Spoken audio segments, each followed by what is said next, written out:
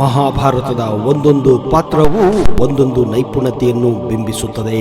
ವಿವೇಚನೆಗೆ ಧರ್ಮರಾಯನಾದರೆ ವಿದ್ಯೆಗೆ ಅರ್ಜುನ, ಬಲ ಪರಾಕ್ರಮಕ್ಕೆ ಭೀಮನಾದರೆ ಪ್ರತಿಜ್ಞೆಗೆ ಭೀಷ್ಮ ಪಿತಾಮಹರನ್ನ ಉದಾಹರಣೆ ಕೊಡಲಾಗುತ್ತದೆ. ಕಪಟತನಕ್ಕೆ ಶಕುನಿಯಾದರೆ ಶೌರ್ಯಕ್ಕೆ ಅಭಿಮನ್ಯು ಹೆಸರುವಾಸಿಯಾಗಿದ್ದಾನೆ. ಅದರಲ್ಲೂ ಯುಗಗಳವರೆಗೂ ಚಿರಾಯಿ ಸ್ಥಾನದಲ್ಲಿರುವ ಯೋಧ ಅಂದರೆ ಮಹಾಭಾರತದ ಅಭಿಮನ್ಯುವೇ. ಕಾರಣ ಏನು ಅಂದ್ರೆ ಅಭಿಮನ್ಯುವಿನ ಶೌರ್ಯ ಹಾಗೂ ಪರಾಕ್ರಮ. ಅಭಿಮನ್ಯು ಸಾಯುವ ಗಳಿಗೆಯಲ್ಲಿ ಮಹಾರಥಿ ಕರ್ಣ ಹೇಳಿದ್ದು ಕೂಡ ಇದೇ ಮಾತಾಗಿತ್ತು.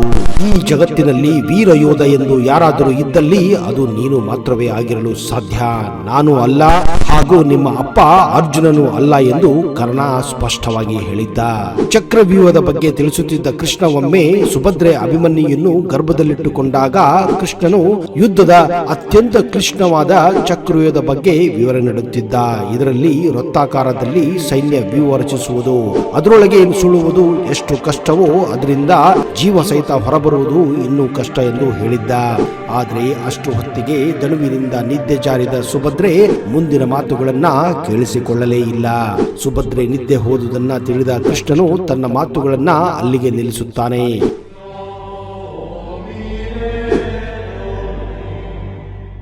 ಇದರಿಂದ ಅಭಿಮನ್ಯುವಿಗೆ ಚಕ್ರವ್ಯೂಹದಿಂದ ಹೊರಬರುವ ಮಾಹಿತಿ ಸಿಗದೆ ಹೋಯಿತು. ಮುಂದಿನ ಮಾಹಿತಿ ಸಿಗುವಂತೆ ಗರ್ಭದಲ್ಲಿಯೇ ಇದ್ದಾಗ ಸುಭದ್ರೆಗೆ ಎಚ್ಚರವಾದರೂ ಆಗ ತಡವಾಗಿತ್ತು. ಕೃಷ್ಣನು ತನ್ನ ಮಾತುಗಳನ್ನ ನಿಲ್ಲಿಸಿಯಾಗಿತ್ತು.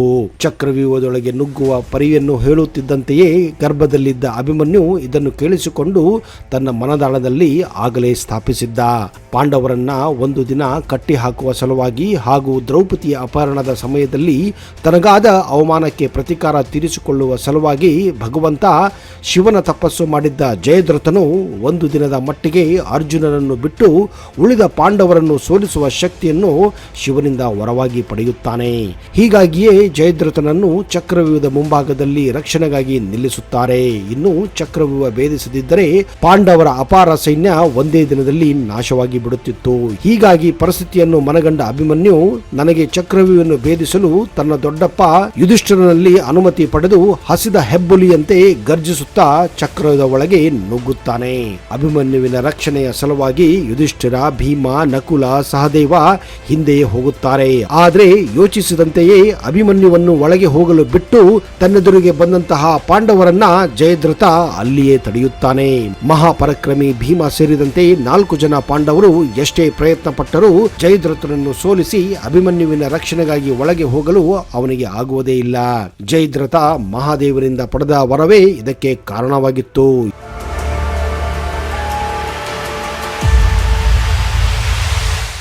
ಇನ್ನು ಚಕ್ರವ್ಯೂಹ ಭೇದಿಸುತ್ತಾ ಒಳಗೆ ಹೋದ ಅಭಿಮನ್ಯುವಿನ ಮೇಲೆ ದ್ರೋಣ, ಕೃಪಾ, ಕರ್ಣ ಸೇರಿದಂತೆ ಮಹಾರಥಿಗಳೆಲ್ಲ ಒಂದೇ ಬಾರಿಗೆ ಆ ವೀರ ಬಾಲಕನ ಮೇಲೆ ಮುಗಿಬೀಳುತ್ತಾರೆ. ರಣರಂಗದಲ್ಲಿ ಏಕೈಕ ವೀರನಾಗಿ ಅಬ್ಬರಿಸಿದ ಅಭಿಮನ್ಯು ದುರ್ಯೋಧನನ ಮಗ ಲಕ್ಷ್ಮಣ ಸೇರಿದಂತೆ ಇನ್ನೂ ಹಲವಾರು ರಾಜರನ್ನ ಸೇರಿ ಸಂಹಾರ ಮಾಡುತ್ತಾನೆ.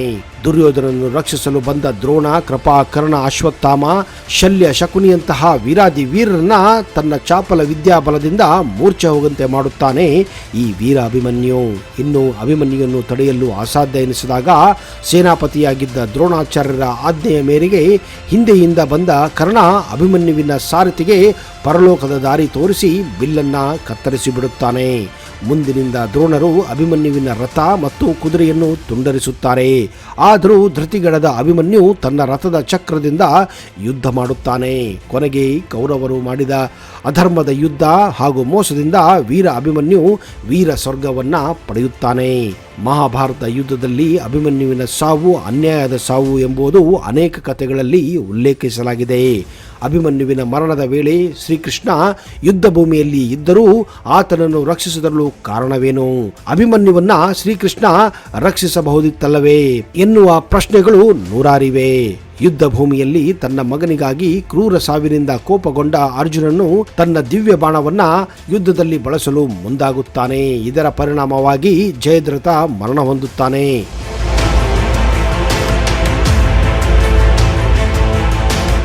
ಅಭಿಮನ್ಯು ಮರಣ ಹೊಂದುವ ಸಮಯದಲ್ಲೇ ಶ್ರೀಕೃಷ್ಣನು ಇದ್ದ.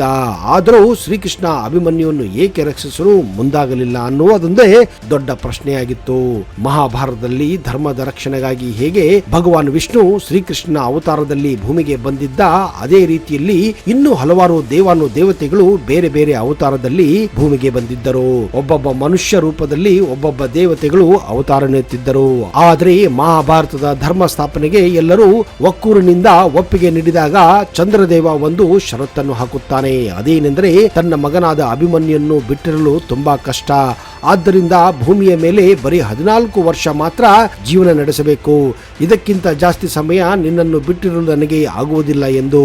ಆಗ ಭಗವಾನ್ ವಿಷ್ಣು ಚಂದ್ರನ ಮಾತಿಗೆ ಒಪ್ಪಿಕೊಂಡು ಅಭಿಮನ್ಯುವಿನ ಅವತಾರದಲ್ಲಿ ಚಂದ್ರದೇವನ ಮಗನಿಗೆ ಕೇವಲ 16 ವರ್ಷ ಮಾತ್ರ ಆಯಸ್ಸು ನೀಡುತ್ತಾನೆ.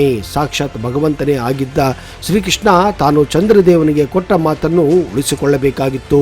ಹೀಗಾಗಿ ಅಭಿಮನ್ಯುವಿನ ಸಾವಿನ ವಿಷಯ ತನಗೆ ಮೊದಲೇ ತಿಳಿದಿದ್ದಾದರೂ ಕೂಡ ಶ್ರೀಕೃಷ್ಣ ಮಧ್ಯ ಪ್ರವೇಶಿಸುವುದಿಲ್ಲ.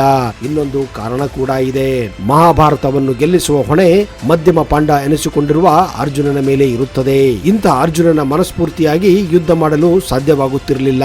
ಯಾಕಂದ್ರೆ ತನ್ನ ಗುರು ದ್ರೋಣ, ಅಜ್ಜ ಭೀಷ್ಮ ಮುಂತಾದವರು ಶತ್ರು ಪಕ್ಷದಲ್ಲಿ ಇರುವುದರಿಂದ ಇಂಥ ಅರ್ಜುನನಲ್ಲಿ ದ್ವೇಷಾಗ್ನಿ ಪ್ರಜ್ವಲಿಸುವಂತೆ ಮಾಡಿ ಶತ್ರುಗಳ ನಾಶವನ್ನು ತ್ವರಿತ ಮಾಡುವ ಅಗತ್ಯ ಶ್ರೀಕೃಷ್ಣನಿಗೆ ಇರುತ್ತದೆ.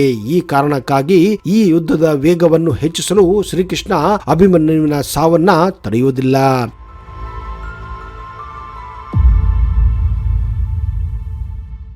ಆದರೆ ಇನ್ನೊಂದು ಬಹುಮುಖ್ಯ ಕಾರಣ ಇಲ್ಲಿ ನಿಮಗೆ ಗೋಚರಿಸುತ್ತದೆ. ಅಭಿಮನ್ಯುವಿನ ಸಾವಿನ ಕುರಿತಾಗಿ ಇನ್ನೊಂದು ಕಥೆ ಕೂಡ ಇದೆ. ಅಭಿಮನ್ಯು ಅವನ ಹಿಂದಿನ ಜನ್ಮದಲ್ಲಿ ಒಬ್ಬ ಅಸುರನಾಗಿರುತ್ತಾನೆ. ಕೃಷ್ಣನ ಸೋದರ ಮಾವ ಕಂಸನ ಸೇವಕನಾಗಿ ಅವಿಕಾಸುರ ಎಂಬ ಹೆಸರಿನಲ್ಲಿ ಜನಿಸುತ್ತಾನೆ. ಕಂಸನನ್ನು ಸಂಹಾರ ಮಾಡಿದ ಕೃಷ್ಣನ ಮೇಲೆ ಸೇಡಿ ತೀರಿಸಿಕೊಳ್ಳಬೇಕೆಂದು ಅವಿಕಾಸುರ ಕಾಯುತ್ತಿರುತ್ತಾನೆ. ಕೃಷ್ಣ ಇದನ್ನೆಲ್ಲ ಮೊದಲೇ ತಿಳಿದು ಅವಿಕಾಸುರನನ್ನು ಒಂದು ಹುಳವನ್ನಾಗಿ ಬಂಧಿಸುಡುತ್ತಾನೆ. ಸುಭದ್ರ ಹಾಗೂ ಅರ್ಜುನರ ವಿವಾದ ಸಂದರ್ಭದಲ್ಲಿ ಹುಳುವಿನ ರೂಪದಲ್ಲಿದ್ದ ಅಸುರ ಬಿಡುಗಡೆ ಹೊಂದಿ ಸುಭದ್ರೆಯ ಮಡಿಲು ಸೇರುತ್ತಾನೆ. ಅದೇ ಸಮಯದಲ್ಲಿ ಶ್ರೀಕೃಷ್ಣ ಹೇಳುವ ಚಕ್ರವ್ಯೂಹ ಕಥೆಯನ್ನು ಈ ಅಸುರ ಸುಭದ್ರೆಯ ಹೊಟ್ಟೆಯಲ್ಲಿ ಇದ್ದುಕೊಂಡು ಕೇಳುತ್ತಾನೆ. ಇದೇ ಕಾರಣಕ್ಕಾಗಿ ಚಕ್ರವ್ಯೂಹ ಭೇದಿಸುವ ಕಲೆಯನ್ನು ಕಲಿಯುತ್ತಾನೆ. ಆದರೆ ಹೊರಗೆ ಬರುವುದು ಗೊತ್ತಾಗುವುದಿಲ್ಲ. ಮುಂದೆ ಅಭಿಮನ್ಯು ಮಾವ ಕೃಷ್ಣನಿಂದಲೇ ಯುದ್ಧ ವಿದ್ಯೆಗಳನ್ನೆಲ್ಲ ಕಲಿಯುತ್ತಾನೆ. ಆದರೆ ಅವನಲ್ಲಿ ಇರುವ ಅಸುರ ಗುಣ ಹೊರಬಂದರೆ ಇಡೀ ಜಗತ್ತಿಗೆ ಮಾರಕ ಎಂಬುದನ್ನು ಅರಿತ ಶ್ರೀಕೃಷ್ಣ ರಣರಂಗದಲ್ಲಿ ಅಭಿಮನ್ಯುವಿನ ಮರಣವಾಗುವುದನ್ನ ದಿವ್ಯ ದೃಷ್ಟಿಯಿಂದ ತಿಳಿದಿದ್ದರೂ ತಡೆಯಲು ಹೋಗುವುದಿಲ್ಲ.